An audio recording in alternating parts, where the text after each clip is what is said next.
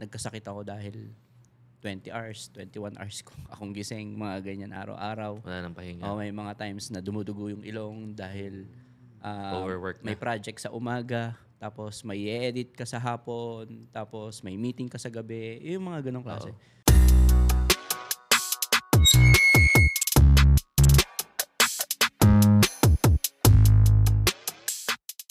Welcome hustlers, and today special episode ang gagawin natin ngayon kasi I have a guests no, hindi lang isa pero tatlo sila in the creative industries. So, no, we're not just going to talk about hustle per se, pero creative hustle. We're not just going to talk about creativity. We're also going to talk about sustainability and finding true purpose into the career of freelancers, no? Especially in the industry ng mga creatives. Kasi very rampant ngayon ang freelancing and this kind of business, and would love to know more about this with our guest today. So without further ado, again, my name is Sean Sebastian. I'm your host, and I'll be introducing, I'll be letting my guests introduce themselves, in a creative way, So let me start with the person beside me, si Nab. Hi everybody, I'm Nair Francisco. I am the founder of Filipino Graphic Designers, and also I'm a client engagement executive at a Los Angeles-based company in California. So, hi everybody. Alright, can you tell me, bro, something about a fun fact lang about you siguro? Okay, fun fact. I can think that fast, but siguro, one thing about me is I was a dancer, but I'm not dancing today anymore. Oh. Talagang dinepende yung sarili na, I'm not a dancer anymore. May pa-disclaimer agad. Kasi baka magpasample. Pero yun, yeah. Alright, nice. Next, yung pinakagwapong batchmate. Hello everyone, Eb. I'm Eb. I have a video production agency called Elias Video Creatives. So, ang tinutulungan namin, mga business owners para sa mga corporate videos nila. So, yeah, I'm a director and I have a team. So, yeah, yun yung ginagawa ko. A fun thing about me, ang full name ko ay Ebrahim. The reason kasi sa Bahrain ako pinanganak, sa ibang bansa ako pinanganak. Kaya naging ganun yung pangalan ko. So, yeah, I'm not sure kung fun yun, pero that's a fact. Okay, fun fact. Yeah. Okay, next. Si Dom.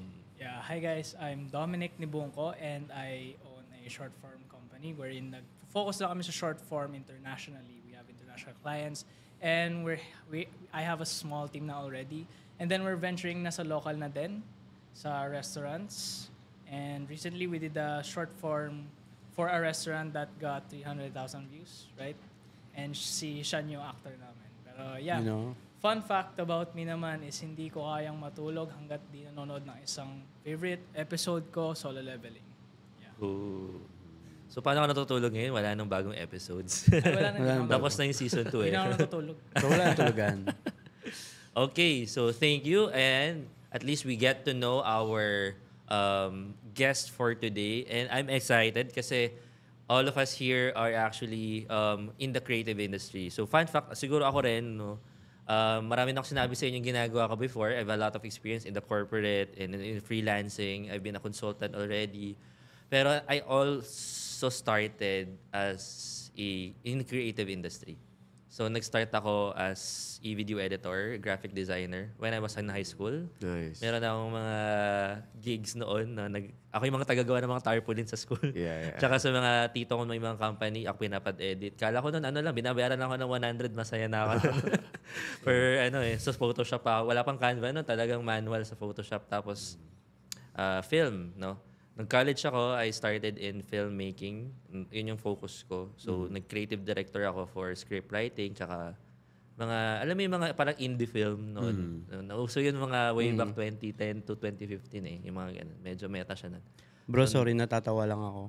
Kasi kilala kita. May mga mas fun fact pa sa'yo eh. Baka pwede. Baka gusto mong mag-share ikaw nga, baka may mga sabi kang fun fact about me. About sa'yo? Oo, sige. Di ba bro, nag-Jabawokis kita? Oh no. When I was in high school, dancer ako. So, parang pareho tayo, bro. yeah. Pero ngayon, hindi na rin. Pero nag-try ako mag-dance workshop before. No? Kasi isa sa mga pampapawis at exercise ko din talaga. May liga akong sumayaw. Yeah. Pero ngayon parang wala na eh. Napagliwasan ng panahon eh. Pwede pa. Pwede ba kayong dalawa? Collab. Oo, collab Studio, kayo. ano? Siguro yan. Thank you. Si Dom, madalas ko rin kasama to si Dom. So, sa Las Piñas, mga Southeast kami. Anyway, so with that said, no, yun yung parang common ground namin why we actually did this podcast, no. Aside from we're in the serving the creative industry, we're working in this industry. It only means that we're hustling in the same ground, no. And dito sa Pilipinas kasi, common na pag nasa creative industry ka, ako experience ko lang naman to. Ewan ko rin kung may na-experience kayo na to. Lowballed or parang undervalued ang creative industry. I'm not sure if na-experience ni Dom kasi si Dom parang na-try niya sa international agad eh. Pero working in local, no? Sabi ko nga sa inyo before, 100 pesos, masaya na ako eh. And ang tingin nila pa nasa creative industry ka parang, yan lang ginagawa mo. Parang, o kaya minsan, totoong trabaho ba yan? Yeah. Parang nagiging passion work lang siya. No? So, today, we're going to debunk it or we're going to actually shed light. Ano ba yung, how is it to actually work or hustle in the creative industry? No? So, I have some few questions here. So, let's get start na siguro. My first question would be siguro, paano kayo nagsimula? No, ayun na lang muna. How did you start or entered in this type of industry? Ito ba yung una nyo talagang trabaho or were you actually doing it? May ginagawa kang iba before, no? Before you actually start. Yung nag-trigger sa inyo. So, unahin ko si Eb. Nag-start, syempre kasi mass communication student ako. So, part talaga ng ginagawa namin is to shoot, write, edit, mga ganyan, broadcasting, journalism, mga ganon. Kaya lahat ng field nung college na gawa ko. And na-discover ko na parang pagdating sa editing, yun yung gusto kong gawin.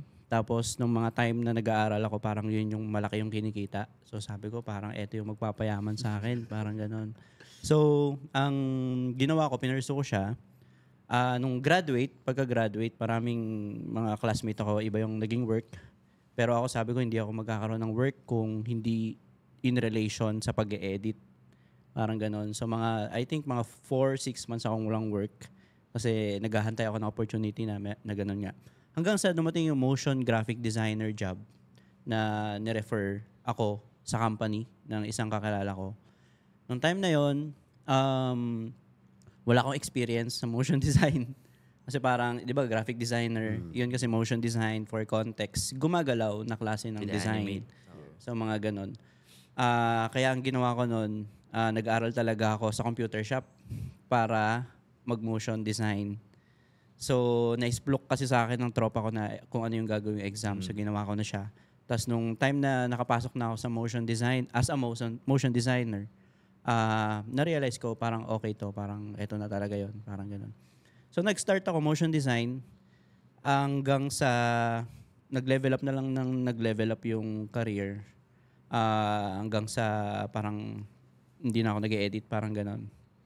Pero doon nag-start dahil sa na-try ko lahat ng pagdating sa communication. Then sa editing yung pinaka gusto ko at feeling ko noon yayaman ako, parang ganon. So yeah, yun yung naging storya. Oh, nice. Pareho pala tayong communication graduate.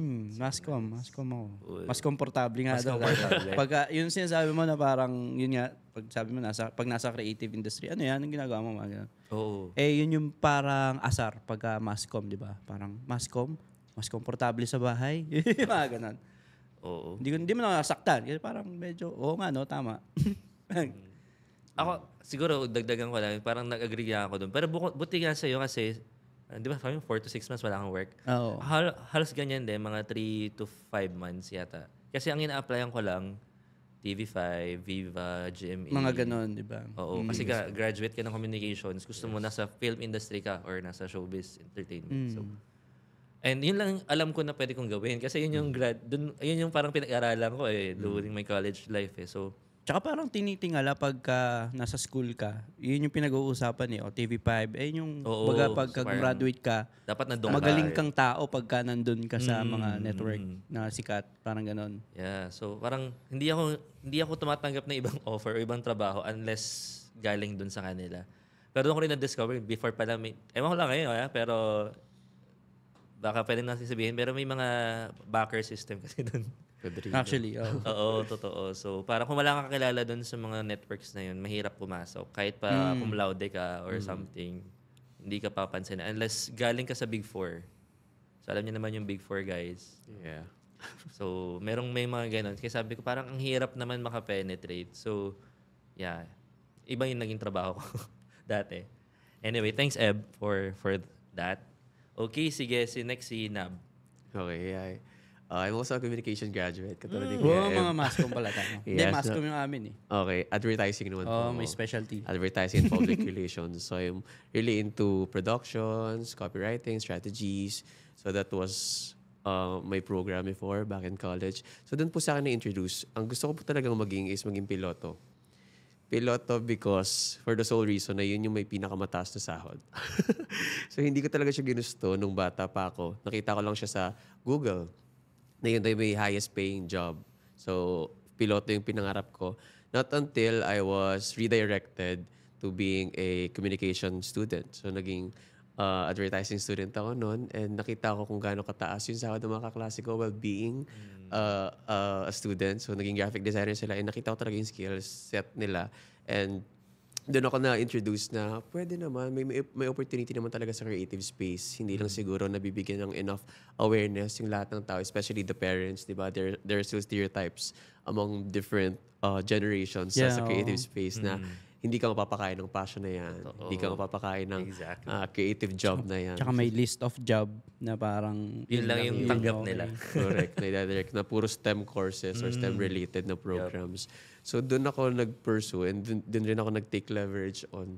And pinanghawakan ko rin yung thought na yun na may pera talaga dito. Tapos sinubukan ko pag-aralan even though sobrang hirap. Kaya shoutout kay Piximperfect. If familiar kayo kay Piximperfect. Doon ako natuto ng ng design and coming to pandemic na rin. Doon ako nag-delve deep talaga sa designing. And eventually, I felt like na yung opportunities for me were overwhelming. Kaya nag-create ako ng Unographico. So sa Unographico, I shared different contents, ganyan, mga short-form contents, and static contents for graphic designers. So yung opportunities na dumadating sa akin, wala rin akong kaibigan sa creative space, tsaka freelancing space. Gumawa naman ako ng community. So yun yung Filipino graphic designers. Doon ko pinag-share ng portfolios, yung people. So sorry, nag-fast forward na ako. Pero yun yung naging history ko as a graphic designer. Alright. Sige, dahil nasabi mo na rin naman, ilan na yung members ng community niyo so far? Currently po, 175,000 members. Wow, grabe. Grabe na sila. Grabe. Mga nabudol. Nice. Sila.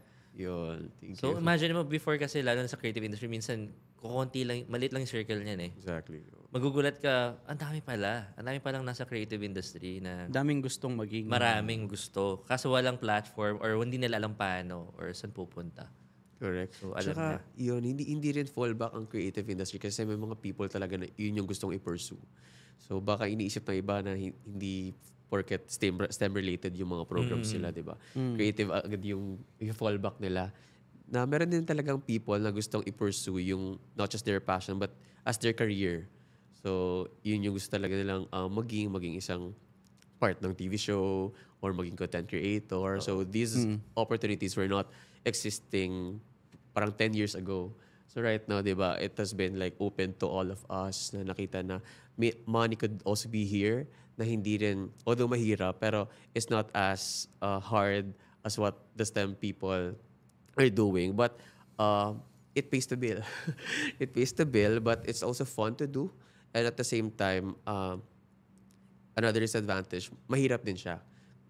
In comparative din sa sa STEM-related na mga programs. So, it should not be like stereotyped or hindi sana siya maging stigma rin sa mga people in the industry.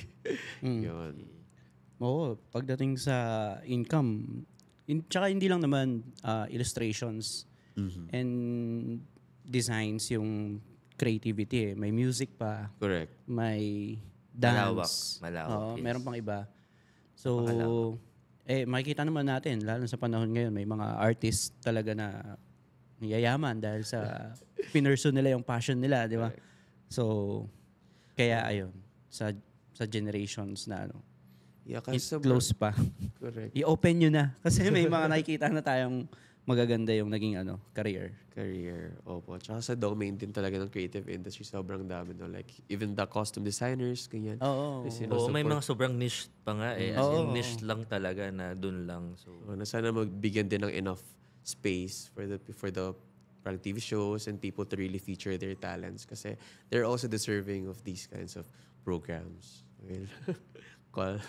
alright. Thank you. Speaking of niche, no, I know Dom kasi very niche din yung services niya in the creative industry. So wala siyang ibang tinatap kundi short form video creatives lang. Malupit So, to si Direk. Let's ask about how Dom, paano ka nagsimula on this industry? So, paano ba ako nagsimula? Nagsimula siya nung college ako, nung binawasan yung baon ko. Kasi, nung isang gabi kasi, nasa kwarto ako. Pumunta ako sa kwarto ng dad ko, tapos binuksan ko yung pinto. Sabi ko, Tatay, yung baon ko pala for next week. Like, kasi hindi ko pa nakukuha last week. So, kailangan ko yung baon ko. Tapos biglang nagsabi yung tatay ko, Ha? Anong baong anak? Kasi last month, ang baon ko talaga 10K per month. 6K sa dad ko, 300 per day pagpapasok ako. Tapos 4K sa mom ko, galing Singapore. Tapos, pagpasok ko doon, sinabi niya, ha, anong baon anak? Sabi ko, yung bibigyan mo sa akin, binibigyan mo ko ng 300 per day, di ba, pagpapasok. Sinabi niya sa akin, binibigyan ka ng mom mo, di ba? So, ayun na yung baon mo. Sabi ko, ha, kala ko alam mo na binibigyan ako ni mami, kaya binibigyan mo din ako. Tapos, yun yung time na parang hindi kami nagkaayos. Tapos, bumalik ako sa kwarto ko. Tapos, parang hindi ko kasi kayang mag-live sa 10K per month na kasi yung parang comfortability spending ko nasa 10K na baon. Lifestyle, yung Lifestyle, yeah. Tapos, bababa na sa 4K, ganyan. Ilan taon ka niyan? I was 19. 19. So, 19 years old, sabi ko, shit, ano gagawin ko? Biglang binuksan PC ko. Unang-unang sinerch ko talaga, how to get rich. Yun lang talaga sinerch ko, how to get rich. Tapos naalala ko, freelancing nga pala, nandun. Pero hindi ko pa alam talaga yung mismong freelancing. So, ang ginawa ko, pumunta ako sa Upwork. Meron akong profile dati na ginawa ko, ni-revive ko yun. Naipon yung connects niya kasi may connect sa Upwork, di ba? Naipon yung connects niya for 2 years. Tapos nag-apply na ako, yun yung ginamit ko pang apply. So I think sa gabing yun, 10 ka agad yung in-applyan ko. Wala akong pakialam kung mababa yung sweldo. Like, Anong in-applyan mo nun? Mga lang talaga, video editing. Wala pa akong alam sa short form nun. Video editing talaga. And ang nilagay ko sa portfolio ko, yung mga school projects ko na ginawa. Yun yung nalagay sa portfolio sa Upwork. Tapos, 10, kinabukasan, wala akong nakuhang reply. Wala. Sabi ko, ano ba yan? Okay ba to? Sige, try pa natin ng 5 beses pa. Nag-apply ulit ako sa proposal ng 5 beses pa. Wala ulit, kinabukasan. Sinabi ko sa kaibigan, pre, parang susuko na ako. Hindi ko ata kaya ng 4K per month. Parang magdadrop na lang ako. And then, sabi niya pa, sige, mag-apply ka pa ng isa pa. Kapag wala pa talaga, then, wag ka na mag-apply. So, nag-apply pa ako sa isa pa. Ano siya? Video editor siya. Tapos, $5 per hour. And then, nung nag-apply na ako, natulog ako, kinabukasan pagkakita ko. Hey Dom, I got a test video for you to try out, sabi ng client na yun. Tapos sabi ko, nakita ko, chat ko agad yung kaibigan, pre, meron na nag-chat sa akin sa Upwork, grabe. Like, grabe. Sinend ko kaagad sa kanya yung ano. Tapos ang test lang doon, isi-sync lang yung video sa audio. Yun lang. Yun lang yung test video. Like, isi-sync lang, di ba? Like, ilalagay mo lang yung audio sa video para tugma. Tapos, pag-assign ko sa kanila after 1 hour, nagustuhan nila. Sabi nila, how would you like to be our short form video editor? Sabi ko, ano yun short form? May I ask what is short form is? Sabi nila, you know what you see in Reels, what you see on TikTok, wherein talking hands and then you're going to put subtitles. Would you like to try it out? Sabi ko, alright, sure. And take note, yung rate ko nito is $5 per hour. Yun lang, $5 and may tracker sa Upwork kung saan yung time na ano. So doon ako nagsimula sa $5 per hour nung nakuha ko yung client. Tapos Grabe yun. Sobrang saya ko and then dahil doon na-close ko na yung second, third and nagtuloy-tuloy na siya. So yeah, doon ako simula dahil lang nabawasan yung baon ko. Oh, okay. So parang that led you to actually make money kasi to sustain your lifestyle. Yeah, to parang sustain ganun. my Wow. lifestyle. Wait, by the way guys, you can feel free to question or cut in. Chill lang tayo dito. So you can throw in questions din pag may naisip kayo. O siguro sa yung question ay reaction pala na ang galing na although yun yung nangyari sa kanya from the beginning na kasi mas sobrang iba kami. Like for example, I'm from a state university and siguro siya from 10,000 per month. Doon ako nagulat sa wow. Actually, ako nga rin. It's So, super gumawa big sana ako. for me. Because I was actually 300 per day. 300 per day? Parang day. sa Ako 300 60 per pesos month. lang ata. Minsan 50. Yung 2,000 na pambayad sa dorm, parang umiiyak na yung family ko. Nag-dorm ka nung Nag-dorm ako ng college. Eventually, nagtrabaho na rin ako. So, nag-part-time graphic designer ako. Nagulat ako, 10,000 per month. Wow. Kaya, great. Yun lang. Well, ang maganda rin naman dito kasi we have diversity of Correct. experience. Pero Yeah. at the end of the day, saan tayo nagsimula? So, I mean, for some siguro yung kwento ni Dom is parang napaka-blessed or parang Yeah. Pero that pivotal moment sa buhay niya, yun yung nagtulak sa kanya na mag-hustle. Para to Parang create gumawa money ng for his paraan. own. Diba? Yeah, it Oo. happened for a reason. And to be honest, no, lalo na sa mga, alam mo, nasa Pilipinas, di ba? Nasanay kasi tayo sa employment culture na parang kailangan graduate ka para kumita ka ng pera. Correct. Tapos ang daming mga stigma no, na pag mayaman ka, hindi mo kailangan mag-hustle kasi mayaman ka na or nepo babies, parang gano'n na yung parents mo naman nagtatrabaho, parang you don't have to effort so much. But at the end of the day, hindi natin alam yung mga kwento ng mga taong yun Yeah. And so nice na magkaroon tayo ng ganong perspective din. Oo. May kanya-kanyang lane, Oo. which is may kanya-kanyang challenges din kada Paano, lane. sa iba siguro yung challenge nito parang ang babaw naman nito. Parang ang swerte na nga niya kasi may ganun pa rin siya. Parang kahit mabawasan siya ng amount, mabubuhay naman siya kasi well-sustained siya. Pero hindi, meron siyang deeper grit Correct. to actually make something for himself. Tsaka fresher perspective din siya for me. Kasi I've been hearing a lot of stories na rin from ground up talaga. Eh siya, kailangan niya lang ma-sustain kung ano yung na-experience niya. Diba? Oo. Parang may iba level 0. Ito medyo level 3, kailangan ng level 5. Oo. Tapos tinurn niya nga yung parang bad na situation into something na that will benefit him. Tsaka yung ano yun, supervision din ng dad niya, kung ganun yung nangyari, tinurn niya into something that will benefit him and his family as well. Oo, kaya totoo yun. Kasi parang yung iba kailangan nalugmok mo na nadapa ng sobra. May mga dramatic MMK level stories, no? Para Tsaka sobrang romanticized din yung ganun Oo, talaga. parang poverty. Sanay na tayo sa ganung kwento Kaya hindi ideal na ikumpara natin yung kwento natin sa ibang kwento Totoo. Parang ganun. Kaya kailangan meron tayong awareness sa sarili nating kwento. To the point na kwento ko yan, kahit mas mababaw lang yung kwento ko. Pero kwento ko yan. Correct. Parang ganun. Tsaka it does not diminish din yung quality ng story mo Kasi everyone has their own stories to tell. So hindi ibig sabihin nagsimula ka sa ganito, ako parang dinaanan ko lahat ng butas ng karayom tapos ikaw hindi mo na ginawa yan. Pero at the end of the day, you have the same hustle pa rin Correct. Oo. To Same. be honest, no? Same, parang different situation pero same level ng hassle. Oo. Parang Pare-pareho naman tayo ng nahihirapan We have the same level of difficulties kasi Oo, yun. nasanay tayo na kapag mas mahirap ka sa akin, mas marami kang pagdudusa. Yes. Parang gano'n naging mindset May siya sa ganyan atin. Pero at the end of the day, hindi. Pare-pareho tayo ng pinagdadaanan na araw-araw. Pare-pareho tayong tao. Pare-pareho tayong humihinga. So, iba-iba yung level ng struggles. Pero individually, we have that kind of sarili nating struggle yun. No? And we don't have to invalidate other people's Exactly. struggle. Kasi feeling natin mas nahihirapan tayo. Yeah. No? And, di ba meron ng mga dati naalala ko nung bata ko parang laging sinasabi sa akin ng mga tropang matatanda. Kami nga nung araw. Oh, ganito, yan. Yung mga ganyan, no? Yung mga Yung ganyan. Kami nga nung panahon Oo, mga ganun. Ganun, di ba? Yung So, mga 80s, 90s kid. oo, ilang beses ako nakipag-argument sa mga matatanda sa pamilya namin yung ganyan. Pero one time lang, no? Ewan ko lang kung makaka-relate kayo, no? Pero, kasi meron akong relative na lolo na sabi niya na, nahihirapan kayo sa ginagawa nyo?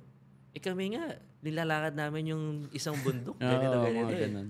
Parang na-invalidate ngayon yung paghihirap na pinagdadaanan ng isang tao or nung newer generations ngayon dahil mas mahirap daw yung pinagdaanan nila dati.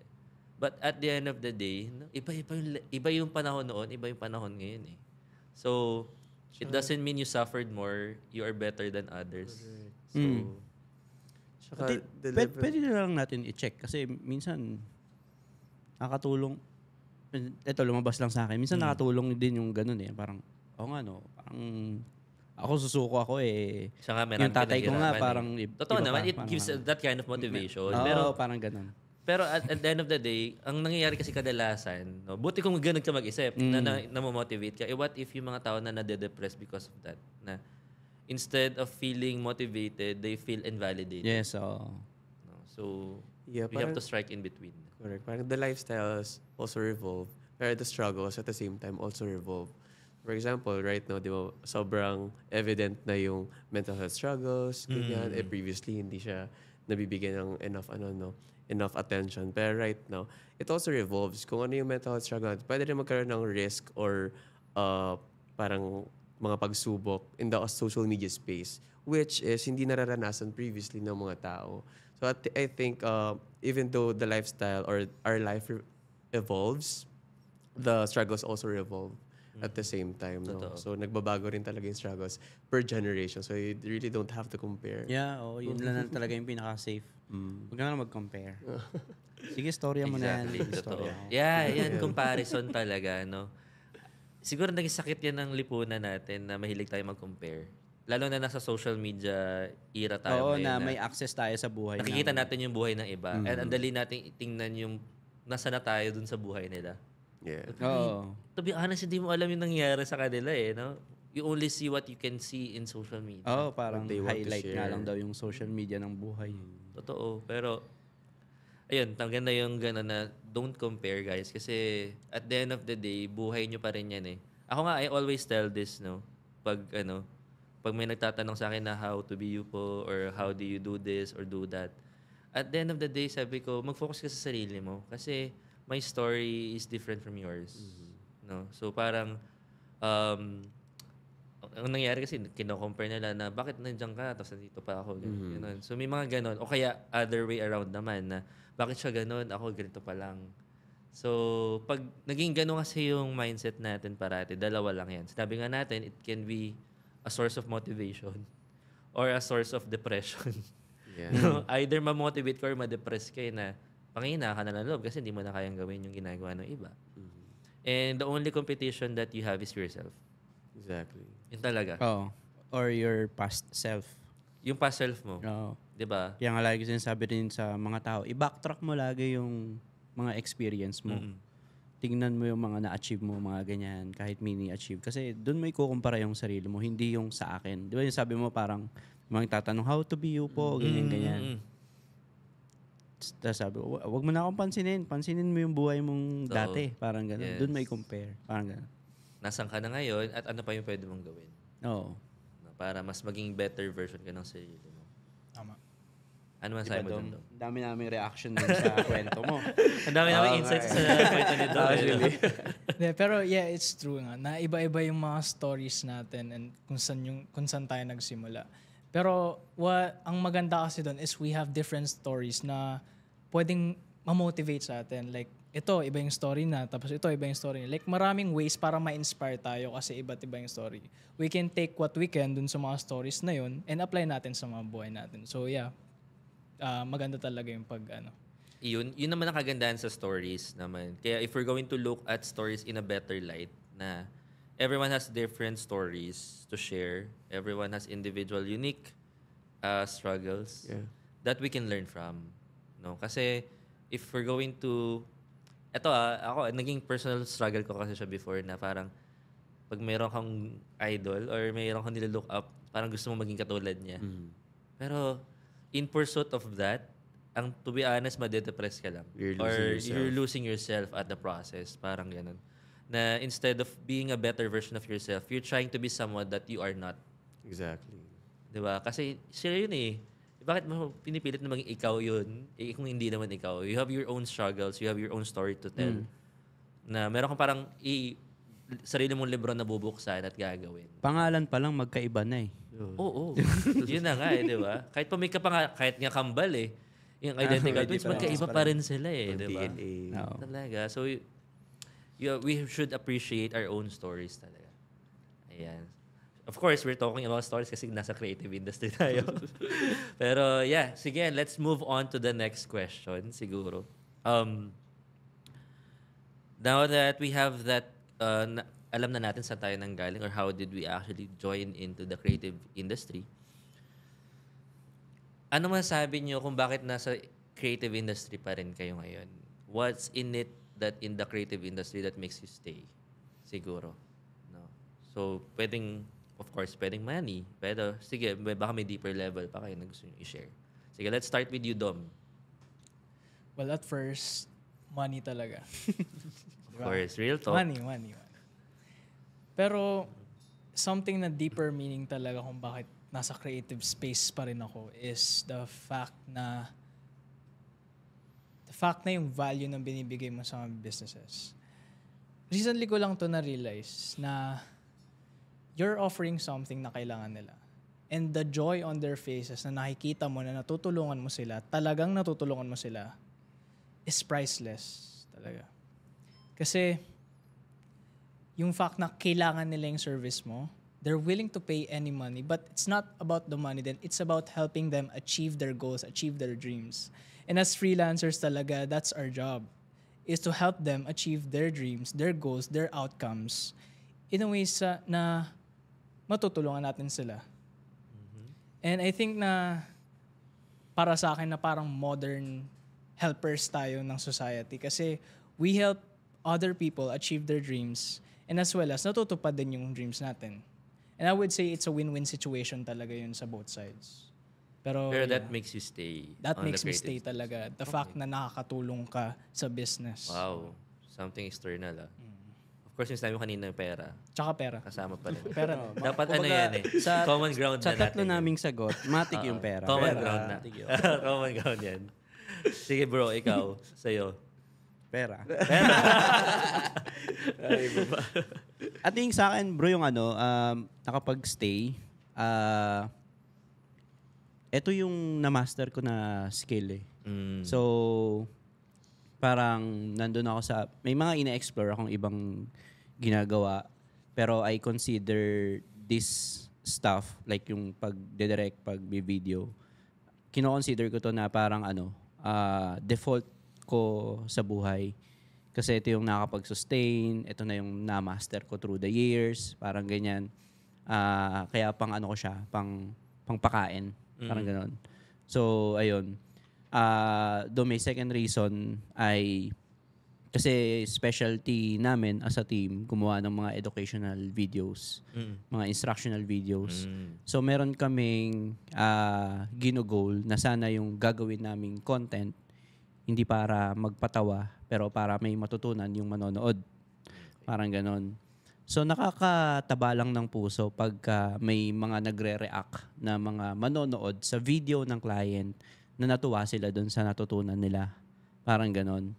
I think yun yung nakakapag-fuel ng puso ko na mag-continue dahil nakakita ka or nakakabasa ka ng mga ganong klaseng engagement from the video na ginawa mo.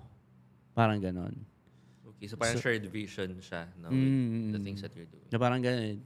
Yun kasi yung pinaka-goal namin. Hindi lang tayo dito magpapatawa or mag-trending. Pero sana maka-impact tayo sa kahit isang tao lang. Parang ganon. May mga ganon kaming nababasa after posting the videos of client. Kaya parang sarap gawin uli. Or tuloy-tuloy na gawin. Parang ganon. Okay. May na-mention ka kanina na dahil gusto ko lang din tong himay ng konti na-mention mo. Kasi parang na-mention mo na kasi ito na yung alam ko eh. Alam mo, meron kasing stigma ngayon na hindi ka na makaalis sa isang bagay kasi yun lang yung alam mo. No, kaya gusto rin malaman bakit ka nag-stick to this. Is it because yun lang ba talaga yung dahilan na you really don't want to explore other things or talagang nagpo-procrastinate ka na ba? Marami kasing reasons why nag-i-stick ka sa isang bagay eh. And it's a good thing na mention mo na, hindi, ito yung nakita kong parang platform ko where I can actually share my vision with other clients na meron ako. So, Yeah, can first, you share syempre, about- parang yun nga, alam ko na to eh. So, eto na yung na-master mo na nga, or na-master ko na. So, parang ito na yung safe zone. Ganon. Okay. At the same time, yung pangalawang reason nga. Yeah. Ganon. Okay, nice. Alright, Nab, ikaw. Pera. Of course. Pero same din of course, no? Pera yung Tinagalog lang. nagkumote. money. More money. Oo. Pera, syempre, as someone that does not burn with the silver spoon, ganyan. So, of course, money talaga yung main motivator. Siguro second one, it was also, it's fun and challenging for me at the same time. Kasi creative, of course, colors, and at the same time, technical and the logic side can also be applied. So, I love strategy. I love creating strategies for businesses, ganyan. And also, the people or the clients that I'm servicing too. So, gumagawa rin kasi ako ng digital marketing strategies dun sa mga clients ko. And kapag nakikita ko yung reactions din nila, the way they see the strategies na, oo nga, ito pala yung problema namin, tas ito yung gagawin nating solusyon. Saka, sa digital marketing kasi, diba, hindi siya one way lang din. So, may gumagawa kami ng research, kaya gumagawa kami ng mga unusual creative things para rin maging disrupting yung magiging strategy for that certain campaign. Kaya exciting siya at the same time. So, yung job ko ngayon, parang amalgamation siya ng purpose tsaka ng passion. So, nakikita ko yung purpose ko as someone that could help other people by also gaining money from it. And sa passion ko, kasi diba yung passion daw is more on internal, tas yung purpose is more on external. So my passion is to do creative things and my purpose is to help other people. So yun yung Nice, And no? profit. Of course, profit. get profit, PPP. Yeah, totoo. Actually, we're talking about Ikigai. So, pinapalabas ko lang din yung mga sagot nyo. And you're actually talking about your Ikigai. No? Pero we're going to talk about it more. No? Pero na-mention nyo naman natin yung common term na pera. No, of course, wag na tayo lumayo. No, na-mention nyo. Since we're talking about money, ang tanong ng bayan, no, is creativity a stable income? Does it really give you a stable source of income? Kasi yung iba nga, no. Actually, ako, nung nag-film ako before, ang daming BCSA or mga pro bono just to build an exposure or to ano. And until now, ang dami ko pa rin kilalang mga director in GMA, in ABS na may mga passion projects lang na hindi naman sila kumikita. And nagkaroon ng ganong notion na parang pag nasa creative industry ka, walang pera. So, Or hindi stable. Since we're talking about pera, ano masabi nyo? Is it a myth or a fact? Sa start, may hirapan kang maging stable talaga. For example, in my case, sa video or sa directing nga, hindi laging meron talagang client, lalo na kung wala ka pang reputasyon na nabibuild sa umpisa. Parang ganun. So, sa simula, actually parang sa lahat naman ng industry, music, dancing, na creative, Yes. parang ganun. Hindi talaga stable sa umpisa. Pero masasabi ko na wala talaga doon sa industry yung stability, but nandoon sa nagtatrabaho. Exactly. Like yung tayo mismo, kung tayo mismo hindi tayo gumagawa ng paraan para maging stable, hindi talaga magiging stable. So hindi dapat isisi doon sa industry, pero isisi sa sarili kung bakit gano'n yung nangyari. Okay, So I think ganun yung ano ko. Nice. Yeah, actually similar thoughts. Yun din yung naisip ko kasi I think the creative industry alone is a big space. Pero yung each job, if you want to work ng 9 to 5, it would not be like sufficient enough for you to feed your family. Pero of course, it depends upon din kasi hindi rin naman rank and file yung creative industry. Some of it, hindi talaga like magiging CCO ka or chief creative director ka agad, ganyan. So I think it really depends upon the person and not the industry alone. Like if we're going to compare it to other industries like for example engineering or the corporate, diba, alam talaga natin na may mga career tracks doon na ito yung gusto nilang maging after. Kasi alam nilang mas malaki yung sahod doon. So sa atin kasi, depende sa choice ng isang creative if gusto niyang i-pursue to. Ganyan. Although of course, may free choice naman din yung mga engineers or yung other industries. Pero sa atin kasi, we're starting to build the paying industry pa sa creatives. You know, hindi pa siya ganun ka, hindi pa fully aware yung people that this industry is actually big and it can really feed your family. So I think it really depends and also boils down sa tao kung paano nila pipiliin yung track nila in the creative industry. Okay. Oo. Ano nga yan eh. Kasi pagka, anong tawag mo doon? Yung mga engineers? STEM ba yun? Ayun ba yung STEM? Kasi wala na tayo niyan eh. Wala tayong ganyan. Pero yun nga, yung mga ganong, blue collar job. Yung Mga color, yeah. White. Color. white collar yung mga engineers. Yun nga, yung mga white collar jobs. May sense of stability dyan. Like for example, Pader na. 150K ka per month. Sure. Na meron ka for the whole contract. Sabi nating 2 years yung contract mo. Mga ganon. So sure na meron. Na meron kang 150K. Pero gusto ko lang i-inspire yung iba na na-experience ko rin na even more than 150K makukuha mo pag nasa creative industry ka.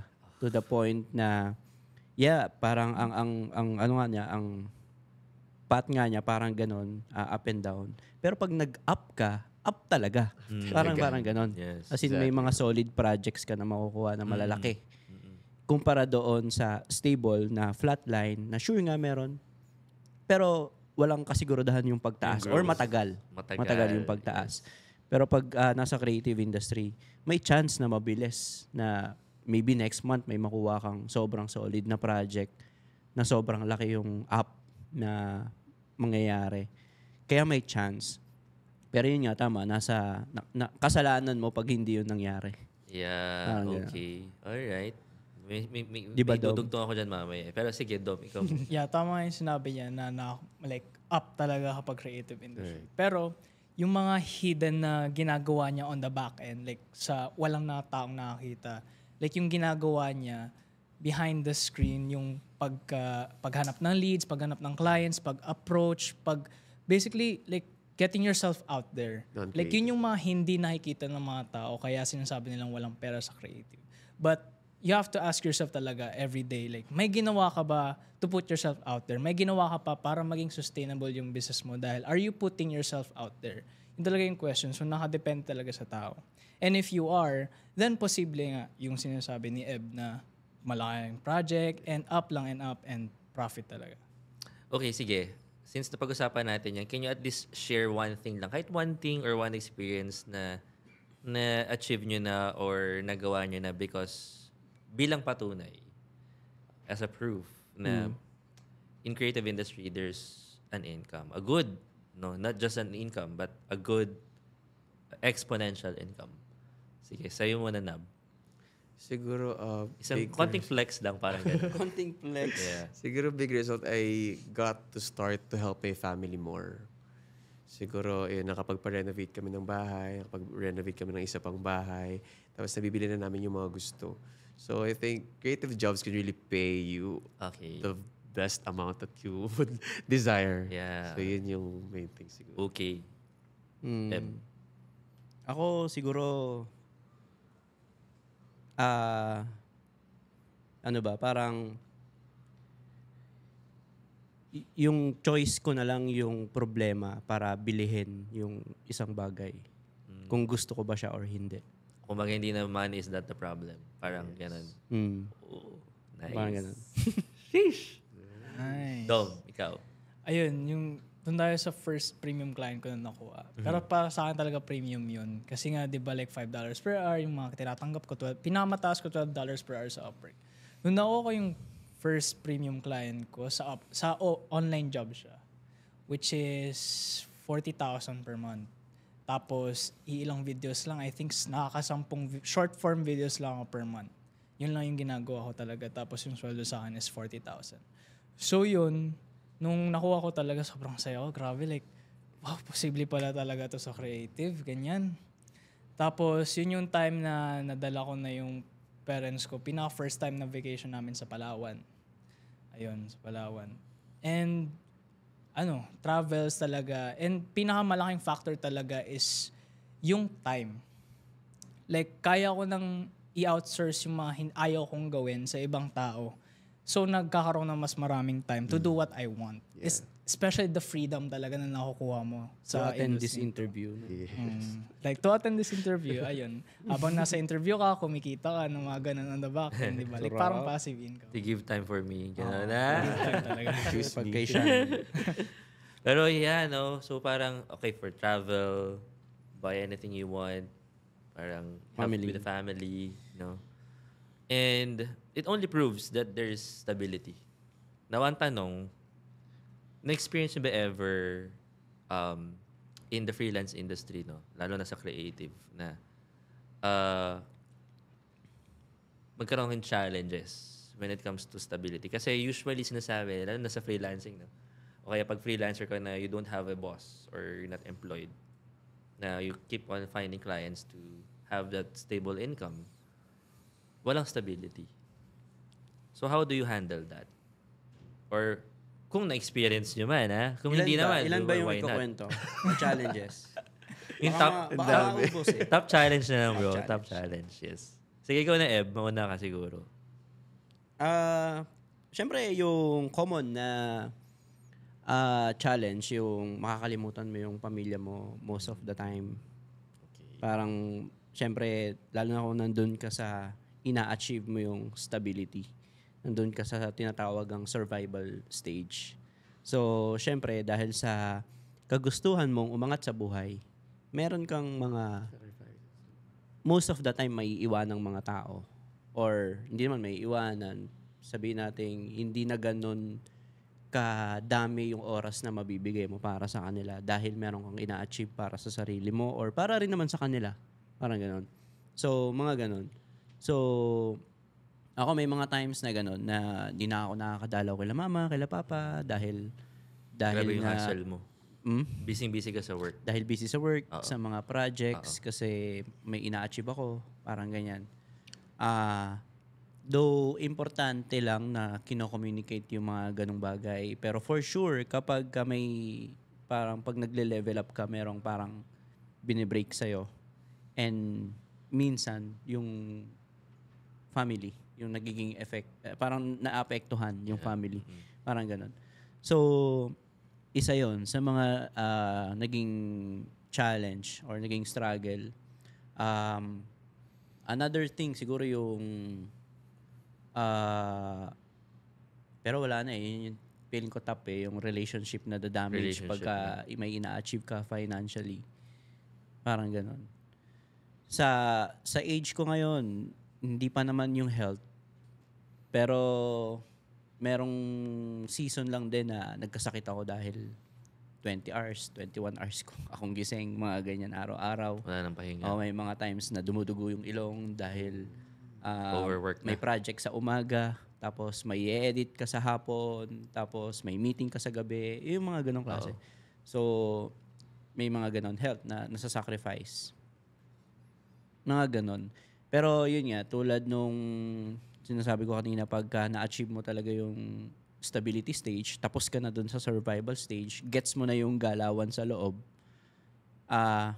pag umangat ka, angat talaga to the point na yung mga challenges mo na yon magiging kwento na lang na, napagdaanan ko yan. At ayoko na uling pagdaanan. Yes. Kaya ginawan ko ng paraan. So, para medyo chill na lang dun nga sa stage ng stability. Parang ganun. Okay. Sige. Thank you, bro, Eb. Siguro, pahagingyan ko lang ng konti para yung viewers natin medyo maintindihan lang nila. Meron kaming alam ni Eb or some of our community members na stages of life. No? So, merong survival stage. 4S yan. Survival stage wherein you survive just to survive or earn money just to survive the day or the whole month. Pay the bills, survival stage. Second stage is yung stability. No? Naging stable ka na, may stable income ka na, hindi mo na kailangan, yung tipo na pwede ka magpahinga kahit pa paano. Stability yon. So, kahit medyo umaangat na yung income mo, yung cash flow mo. 3 is yung success. No? Successful ka na. Ibig sabihin, mas marami ka ng time for yourself. no? But mas may nag-earn ka na ng assets, nag-earn ka na ng time mo, nababuyback mo na yung time mo, which is our greatest asset, by the way, yung time natin. And then yung last na S is yung significance. You're creating an impact already, no, through your work. So yun yung 4 stages of life na pwede nating tingnan as a perspective or point of reference kung nasa na ba tayo ngayon sa buhay natin. No? And balikan ko lang yung nasabi ni Eb na kasi yung sinabi ni Eb ngayon na life greatest challenge na as a creative People. person, di ba? Na health na yung pinag-usapan niya, family, relationships. Kasi nandun na siya sa level na marami na siyang napagdaanan. Na umangat na yung level niya or yung stage na sa buhay na tapos na siya doon sa part na ang greatest challenge na is paano niya babayaran yung upa nila sa bahay, paano nila babayaran yung Meralco, yung gano'n, no? So, yeah, yun lang. Para at least may context. So, sige, si Nab. Siguro, almost somewhat similar naman. Pero siguro sa akin, I slowly started to lose myself. Kasi previously, iba yung habits ko. Sa habits ko, before ulit. Parang before of that before. So, right now, I have more time. Pero previously, naging yes man ako. So, sobrang gusto kong makakuha ng maraming opportunities to experience things and to grow more. I started to slowly lose myself na I've always been pleasing a lot of people. So, nagpi-please lang ako kung ano yung gusto nilang mangyari in expense of my energy, of my time, ganyan, just to really please them. So, yun yung main struggle ko. And nawala na rin siguro ako ng time for the Lord. So, previously, naging po ako, parang active church member. So, right now, even on Sundays, nag-work na rin ako. Yung mga ganong moments ako. Kaya, I think yun yung main struggle ko that I also miss, no? Na eventually naman, na currently I'm also parang nag-hustle hard din talaga ako siguro sa previous stage ni Kuya Eb. Hustle hard po talaga ako. Although, I believe it's also a part of those stages, no? Na nagkakaroon pa ako ng ganong moments in life. And eventually, I believe na magkaroon pa ako ng more time for the Lord. So ngayon, personal relationship na lang, no? Sana maintindihan ni Lord. I hope na hindi naman ni Lord yun. Yeah. Nice. Nice. Iba rin yung perspective ni Nab, no? Okay, sige, ikaw, Dom. Yeah, so dun sa pangatlo, success, right?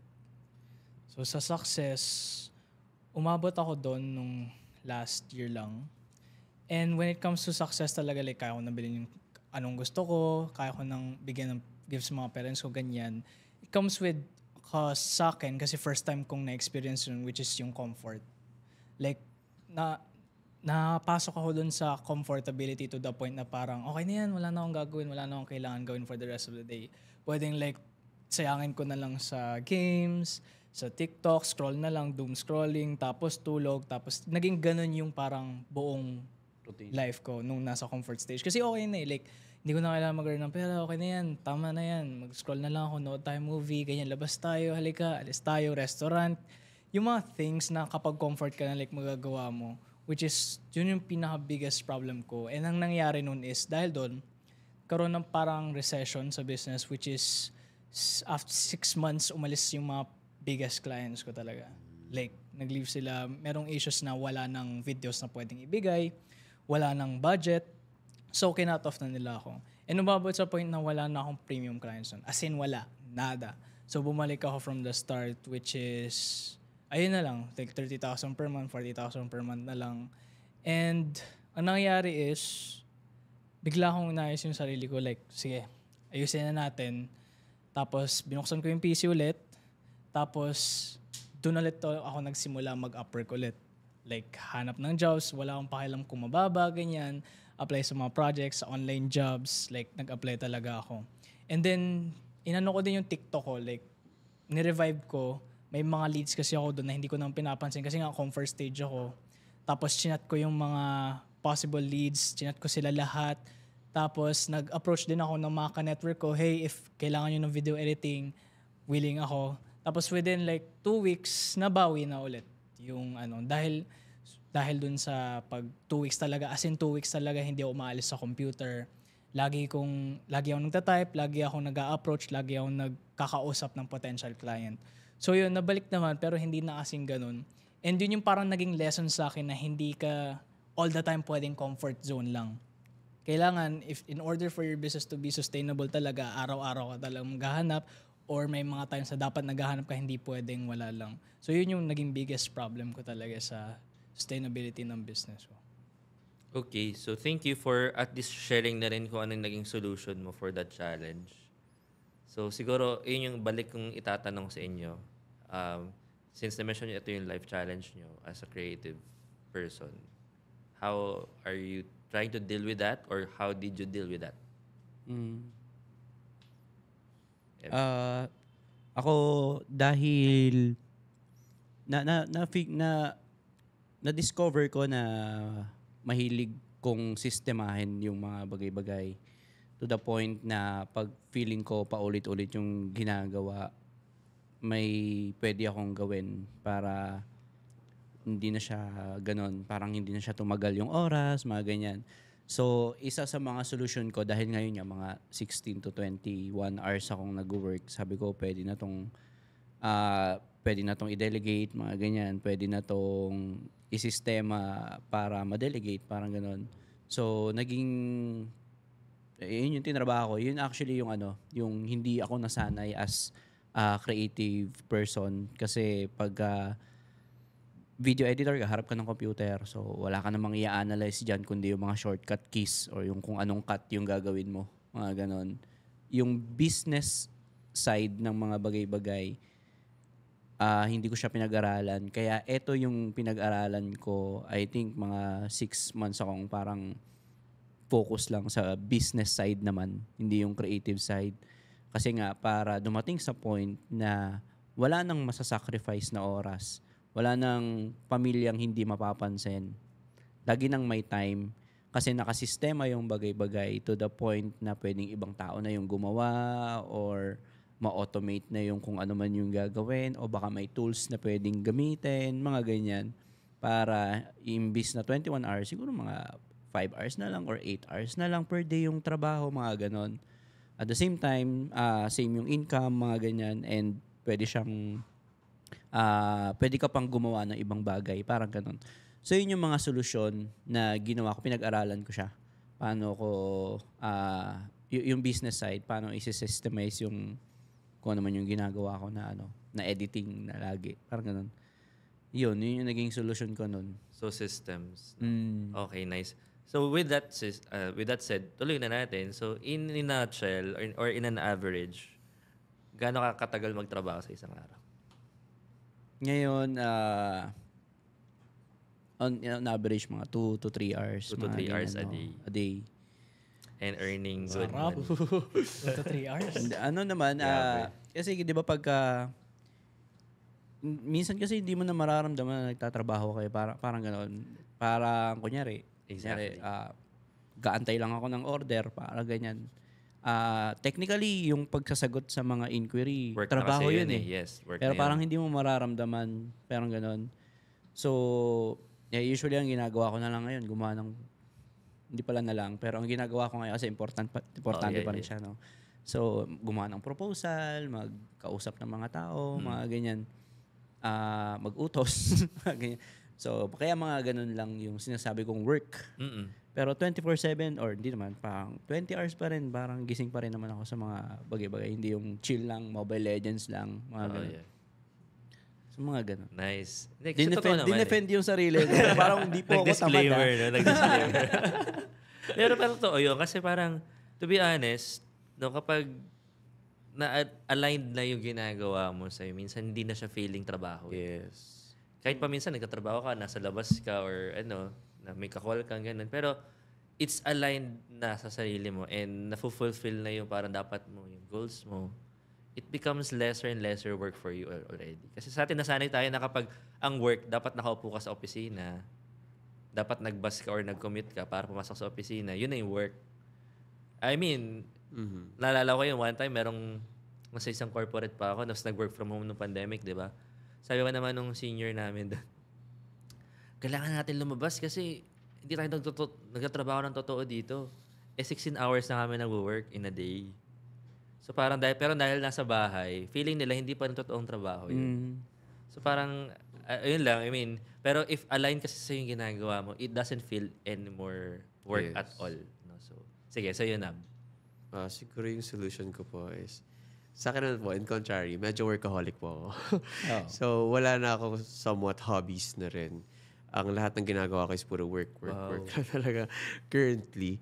So, I think yung main hobby ko lang po is kapag nag-scroll din ako sa TikTok or sa Instagram, which could be a work as well kasi nasa marketing side Oh, ako. you have to be updated. Research. Oo, research, naging chronically online ako kasi kailangan ko siya sa trabaho. So I think, in contrary, mas maraming oras yung working hours ko as someone. Kaya, ang naging solution ko lang po dun is to also partner up with people that I know. And specifically the community that I have. So, nagbibigay rin po tayo ng opportunities dun sa mga Sa iba. members, ganyan. Kasi same sentiment, win-win rin po yung situation. Kasi people are paying us at the same time we're giving the service and solution that they need. So, I'm also helping other people, yung sa freelancers din po sa community. So, nagbibigay po kami ng mga projects, ganyan. Tapos kami na lang po yung nagmamanage. Along with Kuya Lad. So, nagmamanage kami ng mga projects na may partnerships with other like corporations, mga brands, tapos nag-hire na lang kami ng freelancers. So that could parang biggest solution po na nagawa namin kasi lesser work pero more time and more money as well. So yun. So, maganda yung perspective mo. Nag-build ka ng community, then workaholic ka. No, you can still sustain doing that. Kasi parang ang tabi mo kanina, problem about relationships, di ba? So parang ngayon, for you to be able to bring back time for those kind of relationships, Yes. kailangan mag-delegate ka na. So same with, Almost. I think almost same naman, no? Kasi we really have to buy back time. Yes. So, to be honest, yun talagang greatest asset natin. So of course, bukod sa sarili natin is yung oras. No? Kapag naubusan ka ng oras kasi hindi mo na mababalikin eh. Correct. It cannot be replenished, no? You can only do as much what you can do moving forward. Pero yung nangyari past, wala na eh. Nasayang na yun kung nasayang na. Pero yeah, no, so maganda yung mga ganong perspective with regards to the creative industry. And I think, kasi ito rin sa creative industry, hindi siya yung, tipo na pag ginawa mo yung trabaho mo, yun na yun. Kasi para output-based tayo, di ba? So kailangan pag mag-edit ka ng video, uupuan mo yun, hindi mo yun ma-magic yun na ma-edit na lang siya bigla or gagawa ka ng design na magic. Although may mga AI na tayo na pwede ka mag-prompt ngayon, pero it's a manual work eh. Kailangan mo na siyang trabahuin. Kung mag-take time ka ng ganito katagal para mag-edit ng isang video or mag-design ng isang graphic, yun talaga yung ilalaan mong oras for that. So, maganda yung sinabi ni Eb na systems. No, kailangan ma-systematize siya para mas ma-automate, mas mapabilis yung process. No, and siguro yun yung napakahalagang insight on this question, yung creating systems and delegating din.